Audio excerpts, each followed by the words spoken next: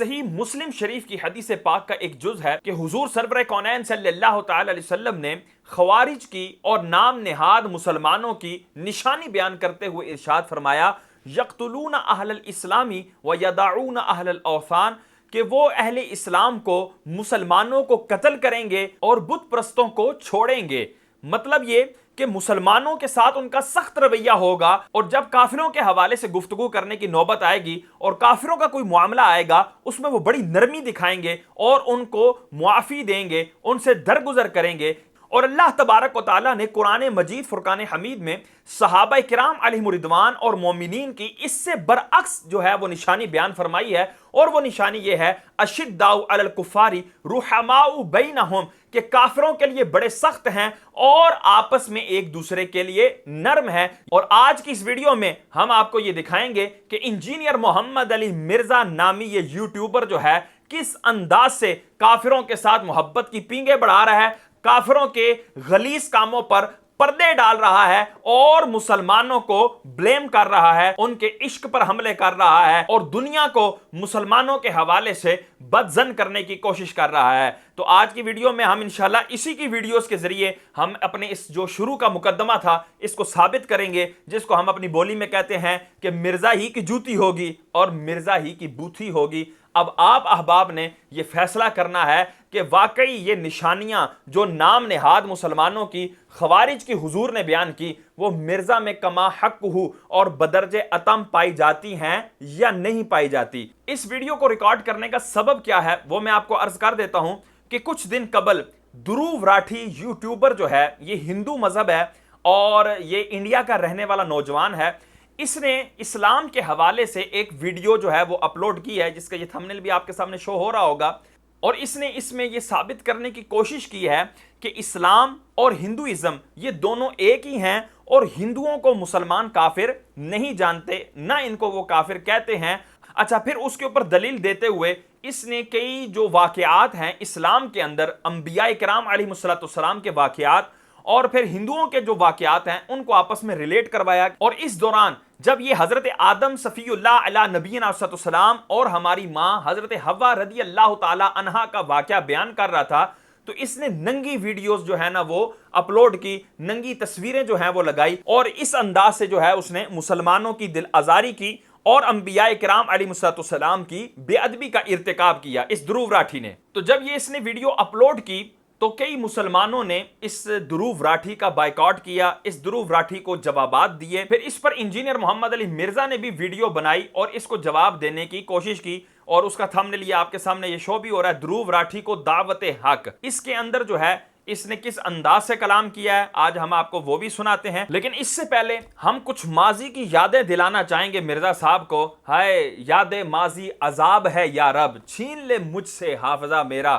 Engineer محمد علی مرزا کی یقیناً دل کی صدا یہی ہوگی، لیکن جو پیچھے کانٹ کیے ہیں اور جتنے جو ہے نا وہ بلنڈر مارے ہیں وہ سارے کے سارے منہ کے آگے تو آنے ہی ہیں۔ کچھ عرصہ قبل انڈیا کی سیاسی جماعت، پولیٹیکل جماعت بی جے پی کی کارکن نپور شرما نے جو ہے حضور سرور کونین صلی اللہ تعالی علیہ وسلم اور حضرت عائشہ صدیقہ طیبہ طاہرہ رضی اللہ تعالی عنہا کی گستاخی کی تھی، اس پر بھی انجینئر محمد علی مرزا نے باقاعدہ ایک ویڈیو بنا کر مسلمانوں کے ساتھ کیا رویہ کیا تھا اور جو ہے وہ کافروں کو کس انداز سے جواب دیا تھا وہ ہم آپ کو کچھ کلپ چلا کر دکھاتے ہیں۔ انڈیا نے ایسا آخر کون سا ظلم کر دیا تھا جو اس سے پہلے دوسرے ملکوں نے نہیں کیا ہوا تھا، تو یہ مسلمانوں کو سوچنا چاہیے نا کہ گل بیچ کوئی اور ہے۔ یہ انداز کسی مسلمان کا نہیں ہو سکتا۔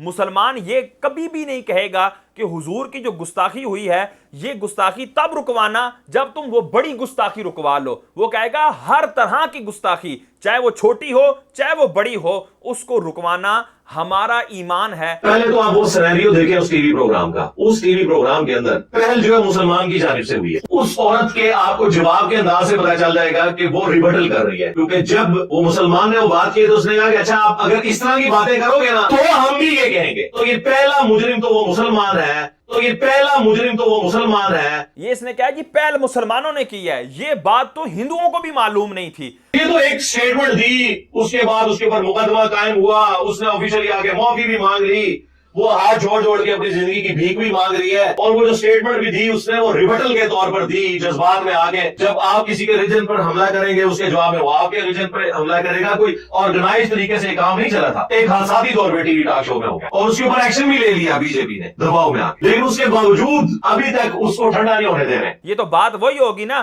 کہ ایسی بات کر دی شیطان کے اندر, یہ تو میرے ذہن سے بھی نہیں سی. شیطان بھی جو ہے نا وہ مرزا کے اوپر جو ہے نا وہ بڑا فخر کرتا ہوگا کہ ایسی ایسی باتیں کر جاتا ہے جو کافروں کے ذہنوں میں بھی نہیں ہوتی, اور اس نے پاکستان سے جو ہے یہ کافروں کے کانوں میں پھونک ماری کہ اصل جو ہے وہ گستاخ تو مسلمان ہے. اس کے بعد سویڈن کے اندر قرآن پاک کی گستاخی ہوئی. ایک تو یہ ریسنٹلی معاملہ ہوا, اس سے بھی پہلے جو ہے ایک معاملہ درپیش آیا تھا کہ سویڈن میں قرآن پاک کو معاذ اللہ نظر آتش کیا گیا اور مسلمانوں کے جذبات کو مجروح کیا گیا, اور اس میں بھی اس نے ایک کفریہ تھمبنیل بنا کر ایک بیانیہ جاری کیا. وہ تھمبنیل بھی آپ کے سامنے شو ہو رہا ہے کہ جی قرآن کے حقیقی گستاخ مسلمان. اس کے اندر کیا بیان جاری کیے وہ بھی ہم آپ کو چند کلپ سنا دیتے ہیں تاکہ آپ کو اگلی بات سمجھنے میں آسانی ہو. اور چند لوگ آپ کو نماز پڑھتے ہوئے نظر آئیں گے. یہ پریکٹیکلی مسلمانوں کی حالت ہے, اور ان مسلمانوں کو قرآن کو آگ لگانے کے اوپر غصہ آ جاتا ہے. لیکن قرآن کو آگ تو آپ لوگوں نے پریکٹیکلی لگا دی ہوئی ہے. قرآن کو آگ تو مسلمانوں نے لگائی ہوئی ہے. قرآن چیخ چیخ کے کہہ رہا ہے کہ جو نماز نہیں پڑھتا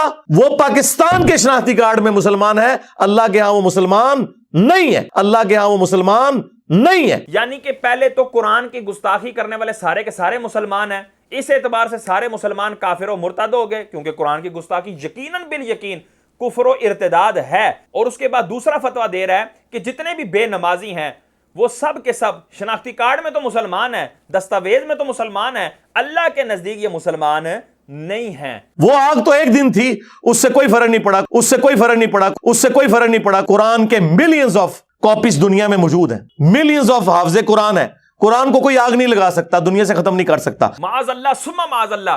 کیا کہہ رہا ہے کہ قرآن کی ملینز آف کاپیز موجود ہیں. اوے کافرو, بے دریغ ہو کر جو ہے نا وہ قرآن کو آگ لگاؤ. معاذ اللہ ثم معاذ اللہ. امت بعد ہی مرے, پہلے تیرے بابے کیوں نہیں مر جاندے بابیا, جنہاں دی ڈیوٹیاں سن غوث کتب ابدال, وہ کدھر مر گئے؟ آج اتنے بغیرت ہو گئے کہ وہ یوٹیوب سے ویڈیوز نہیں ڈیلیٹ کر سک رہے. مرزا تو بابوں کا اتنا مخالف کیوں ہے؟ اوے اگر یہ پاک و ہند کے بابے نہ ہوتے تو دھروو راٹھی کے ساتھ کسی مندر میں بیٹھ کر گاؤ موتر پی رہا ہوتا اور بڑے فخر سے یہ شعر کہہ رہا ہوتا, گاؤ موتر جیسا تو ہے ہی کوئی نہیں, روح افزا اور جامع شیریں تو ہے ہی کوئی نہیں. جس طرح آج آگ لگانے کے اوپر قرآن کو ہمیں کتنا غصہ چڑھا ہوا ہے. تیرا مفتی ہر جمعے کو کھڑا ہو کے کہ قرآن اور بخاری ڈائریکٹ نہ پڑھنا, گمراہ ہو جاؤ گے. آگ تو یہ لگا رہا ہے. یہاں سے یہ کافروں کو یہ اعلان کر رہا ہے, اوے کافروں, مسلمانوں کے جو بڑے ہیں, مسلمانوں کے اندر جو ان کو مذہب سکھانے والے ہیں, وہ بھی ہر جمعے کو قرآن کو آگ لگاتے ہیں.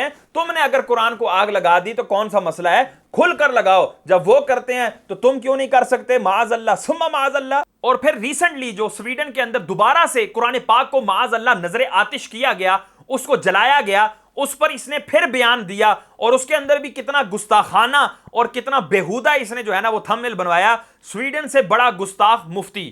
یعنی اب پہلے تو مسلمان, اب یہ مفتیان کرام کو, علماء کرام کو گستاخ کہہ رہا ہے. ان سب مسلمانوں سے میرا سوال ہے, ایک ہی سوال, کیا اس کتاب قرآن کے ساتھ آپ کی محبت جذباتی محبت ہے؟ اگر تو یہ والی محبت ہے تو اس طرح کی محبت تو اللہ تعالیٰ کو نہیں چاہیے. ایسی محبت مسلمان کر ہی نہیں پا رہے. جس کو اللہ پسند کرتا ہے تو اس کا مطلب ہے وہ مسلمان نہیں ہے بلکہ وہ کافر ہیں. اب یہ فتویٰ کتنے مسلمانوں پر لگ رہا ہے, اس کی ریشیو کیا ہے, وہ بھی مرزا کی زبانی سن لیں. تو میرا تو اپنا پوائنٹ آف ویو یہ ہے کہ مسلمانوں کی اکثریت 99.99% لوگ 99.99% لوگ قرآن حکیم کے ساتھ صرف جذباتی محبت رکھتے ہیں, علمی محبت نہیں رکھتے.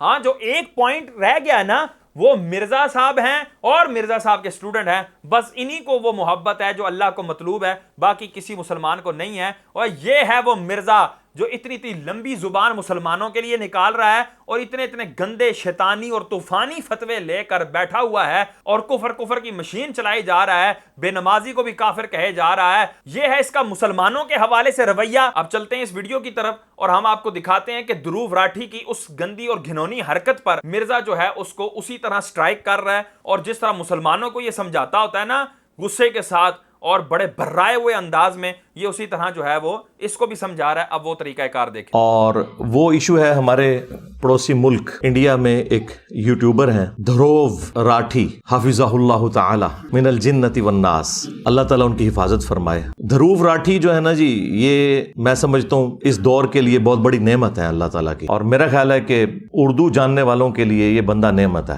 اور میں پرسنلی ان سے بڑی محبت کرتا ہوں، رسپیکٹ کرتا ہوں ان کی. اس حوالے سے تو مجھے ایک خاص عقیدت ہے ان کے ساتھ. مشن ایک ہے بابوں کو ننگا کرنا. دوسرا اس حوالے سے بھی مجھے ایک محبت ہے کہ بائی پروفیشن وہ بھی میکینیکل انجینئر ہیں. دھروو راٹھی بھائی نے یہ ہندو، یہ انبیاء کا گستاخ کافر شخص اس کا بھائی ہے. اور کچھ عرصہ قبل ہم نے جو ویڈیوز اپلوڈ کی تھی ان میں ہم نے آپ کو بتایا تھا یہ قادیانیوں سے کتنی محبت رکھتا ہے. اس میں بھی یہ کہہ رہا تھا کہ کچھ قادیانی بھائی میرے پاس آئے، اور میرے پاس کچھ قادیانی بھائی کچھ عرصہ پہلے آئے تھے. اس کے جی بھائی ہیں کون؟ قادیانی. حالانکہ قرآن کیا کہتا ہے؟ انما المؤمنون اخوہ، محض مومنین ہی آپس میں بھائی ہیں. جو مومن نہیں وہ بھائی نہیں، جو مومن ہے وہی بھائی ہے. کہ اینڈ پہ میں دھروو راٹھی کے لیے کہوں گا کہ میں پرسنلی آئی لو یو الحمدللہ.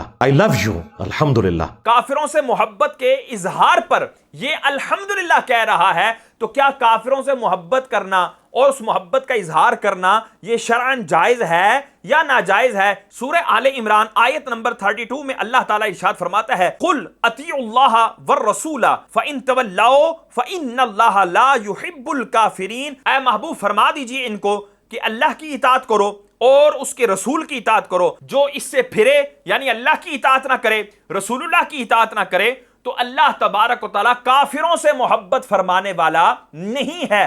جبکہ مرزا کہتا ہے آئی لو یو، مرزا کہتا ہے مجھے محبت ہے. اوے اللہ تو ایک طرف یہ کہے، ایک طرف مرزا یہ کہے. بتاؤ اللہ کی مانے یا مرزا کی مانے؟ اب آگے سنو، سورہ نساء آیت نمبر 138 اور 139 میں اللہ تعالیٰ ارشاد فرماتا ہے وَبَشِّرِ الْمُنَافِقِينَ بِأَنَّ لَهُمْ عَذَابًا أَلِيمًا. اور منافقوں کو یہ خوشخبری دو، ان کے لیے دردناک عذاب ہے. کس بات پر ان کے لیے دردناک عذاب ہے؟ اللہ ہی بیان فرماتا ہے الَّذِينَ يَتَّخِذُونَ الْكَافِرِينَ أَوْلِيَاءَ مِن دُونِ الْمُؤْمِنِينَ. وہ منافق جو مومنوں کو چھوڑ کر کافروں کو اپنا دوست بناتے ہیں. اب وہ یہ دوست کیوں بناتے ہیں؟ اللہ تبارک و تعالی اس کی علت اور وجہ بیان کر رہا ہے. ایبتغون عندهم العزت، کیا تم ان کے پاس عزت ڈھونڈتے ہو؟ تمہیں یہ لگتا ہے کہ دھروو راٹھی تیرے بارے میں چند کلمات کہہ دے گا اور تیرے جو 2 ملین یا 3 ملین ہیں یہ تیرے جو ہے نا وہ 12 ملین چلے جائیں گے؟ اور یہ چاہتے ہو تم تو سن لو فَإِنَّ الْعِزَّةَ لِلَّهِ جَمِيعًا. تمام کی تمام عزت اللہ ہی کے لیے.